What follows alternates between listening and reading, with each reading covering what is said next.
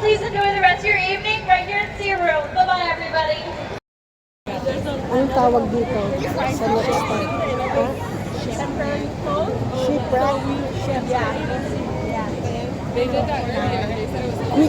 Quick yun. Kanina yung sinabi yung flamingo niyo. Pelikan.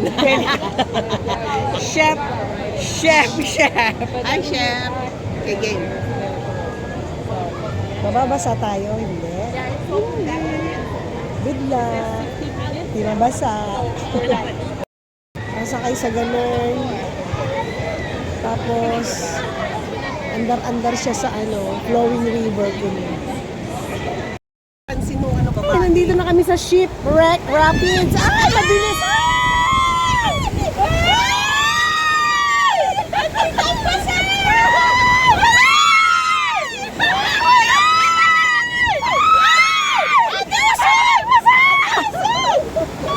Oh my God! Bangga-bangga, guys!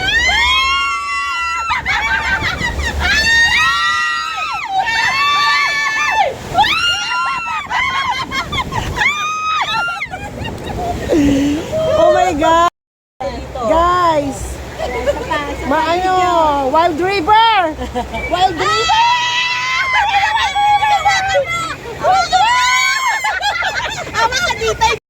Oh my God! We are in the wild river! Ayan naman na! Mababasa tayo!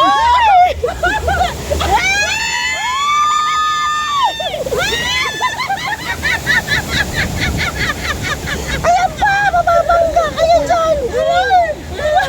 Aray ko, nahilo na ako. Nahilo na ako, guys. Video! Asan ba tayo? Babagsak tayo ng malalim. Basa! Mabasa!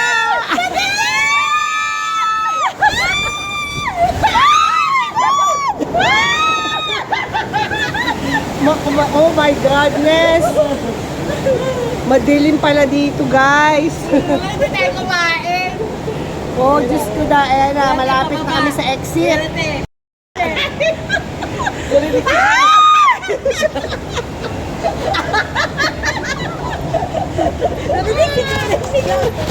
Ayun na, narinig ang sigaw. Nabasa na yung camera. Ay, natanggal. Galitin. Oh, sabi ko nga. Wala na, tingnan mo, blurred na to. Kaya nga sa deep live. Kaya nga sabi ko ganyan. Why are you, what's going on? What's going on? We're going up. Downstairs. Blurred na yung, nabasa yung camera, guys. Ayun yun, Manay, yung mga mandaraya. Ano, nasa taas. Ayun, yung mga mandaraya. Yun yung mga mandaraya. You tell her, you did not fall in line. Mga mandaraya. Mantitingit. Going up there, padulas slide. And then baka mabasa na naman kami. Hindi na kita hindi. Wala tayo pupunta. Sabi ng Bablo, okay, Oh my sabi God. ng service, nakikipag-argue pa nga doon kung ano yung sinasabi. Huwag nga daw siya sabi yun, diba? Ano daw Ayun si Matero. Ayun si Matero. Nasaan siya? Oo. Oh, pinipicturean niya. Naku mama, pag awayin mo yung mga bata, awayin ka dyan. Ay, nabasa yung sapatos ko. It's our turn. We will go up here.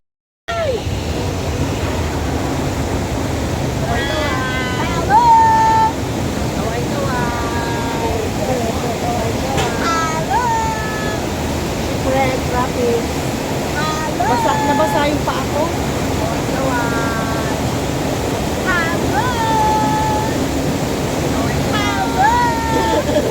Hindi naman masyadong mataas.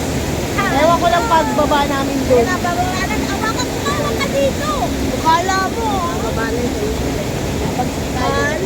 Baka mababasa na tayo dyan.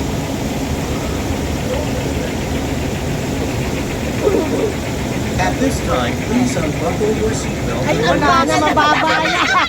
Mababa na yung pauwi na eh. Unbuckle. Bye-bye na, Shipwreck Rapids. Na. I'd like to take the time to introduce you you to a very special whale. Put your hands together for Miss Shuka.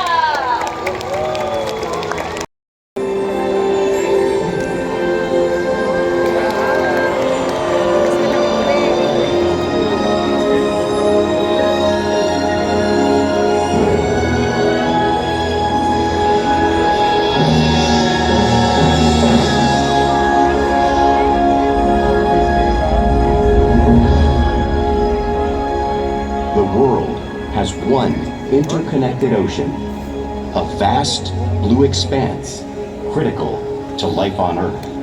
And there's no better animal to represent the story of the ocean with all its splendor and uncertainty than the killer whale, or as it's scientifically known, the Orcinus orca. The orca lives in every corner of the ocean, from the Arctic to the Atlantic, the Southern to the Indian, to the mighty Pacific and beyond.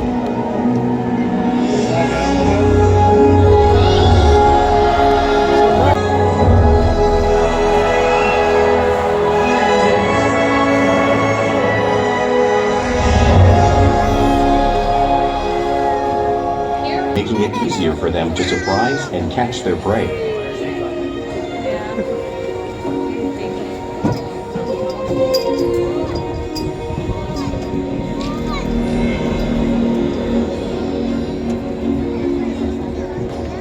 When viewed from above, the black of the whale blends in with the dark depths of the ocean.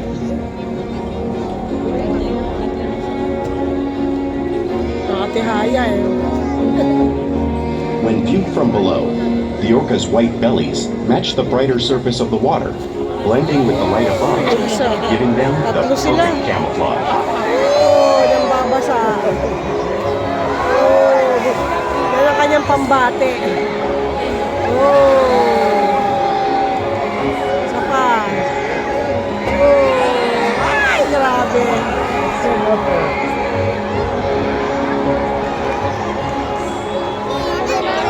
Helps regulate their body temperature. There is no bone or muscle in that dorsal fin, so sometimes you'll see a curve, just like with fueling gear. The flippers on either side of the whale are called pectoral flippers, and these help with steering and stopping. If you were to take an X-ray of those pectoral flippers, you'd see 5 bony discs. And finally, the lobes on either side of the tail are called flukes. Now, this is the killer whale's engine, propelling them to top speeds of 30 miles an hour, which is as fast as some speedboats. However, killer whales swim the fastest, and they use the most power when they're propelling nearly 10,000-pound bodies all the way up and out the water.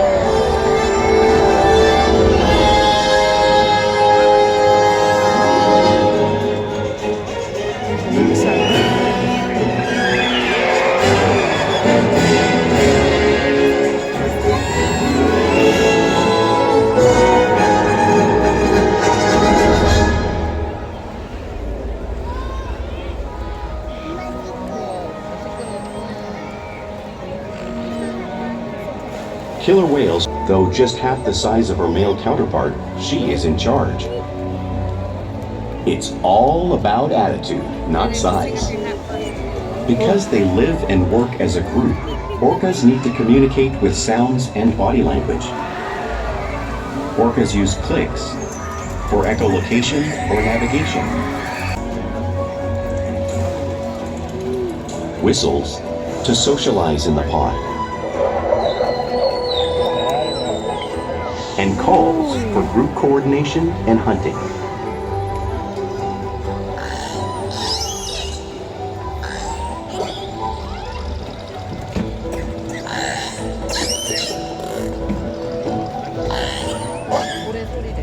Vocal development studies here at SeaWorld show that early on, calves learn vocalization from their mothers.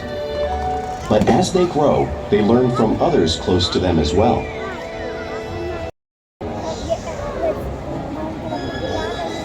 Spy hopping is how killer whales get a better view of their surroundings and coordinate with one another while they hunt.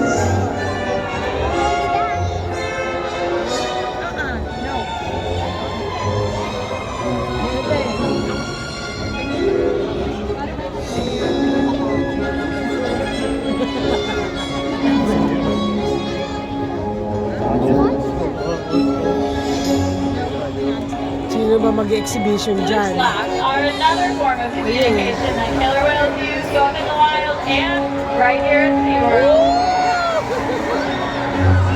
Nambabasa. Guys,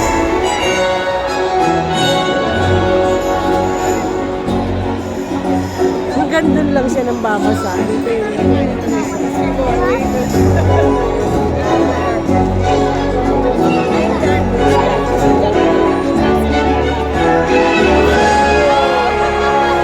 Now, as you all just seen, killer whales are excellent communicators, so it's no wonder why that is tomorrow's entertainment. In this example, we see the larger male orcas surround a sperm whale, forming a perimeter, while the females continue to drive the whale forward until it reaches exhaustion.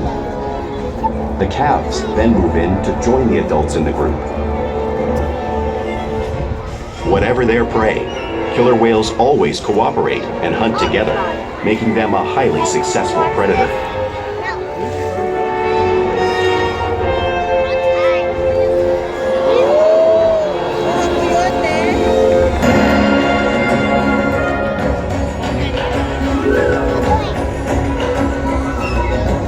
Masa na?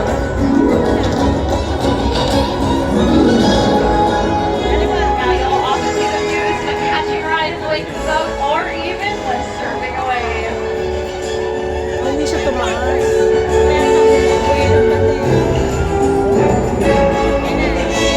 Ito na?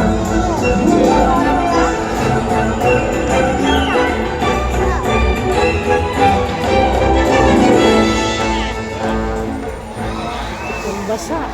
Killer whales like to be touched and will rub their bellies on rocks in the wild when they can. Should we going to show you a similar behavior in movement, just like the whales would in British Columbia.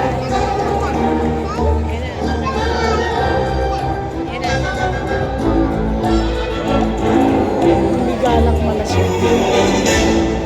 I'd like to take this time to introduce you to a very special whale. Put your hands together for Miss Shuka!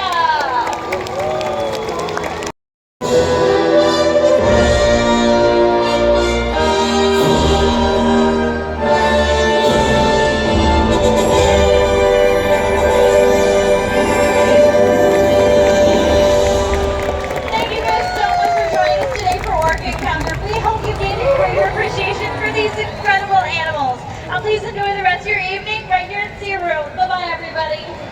However, killer whales swim the fastest, and they use the most power when they're propelling nearly 10,000-pound bodies all the way up and out of the water.